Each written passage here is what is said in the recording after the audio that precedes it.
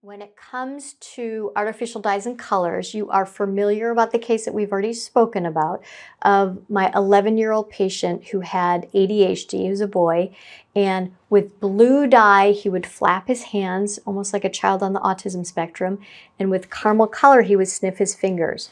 So we really want to remove those artificial dyes and colors, and we want to replace it ideally with green leafy vegetables or any vegetables, but in particular, I love to get more green leafy vegetables into the kids.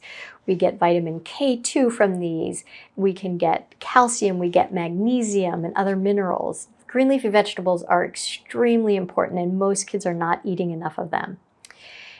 And in terms of the artificial dyes and colors, we've touched on this before, but in the United Kingdom, since 2010, companies have been required to put a label on their products that consumption may have an adverse effect on activity and attention in children.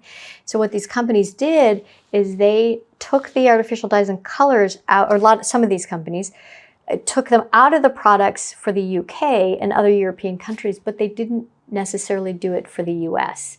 And when you look at these, you see the E stands for European, and this just goes through, some of the things that you might see on the label. So the E102 tartrazine is the FD&C yellow number 5.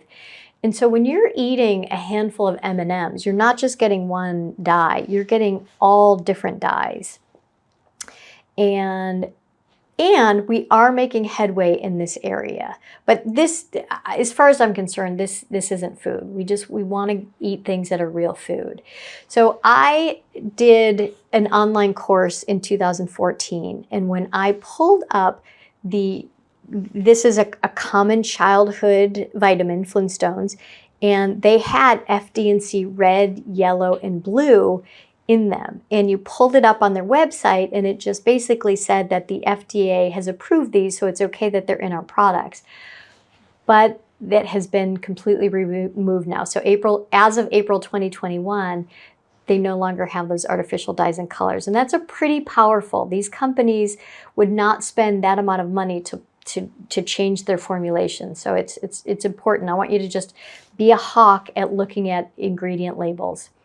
If you want to delve further into this, Dr. Feingold in the 70s started to really understand and make this connection of food additives and children's behavior. And at the time, and even still, his work was a little bit controversial, but it's really, the research is now catching up to what he was finding.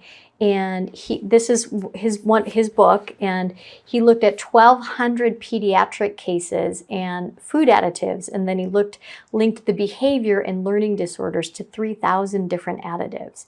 So check out his book if that is, if these behavior and attention issues are part of what are going on with your child.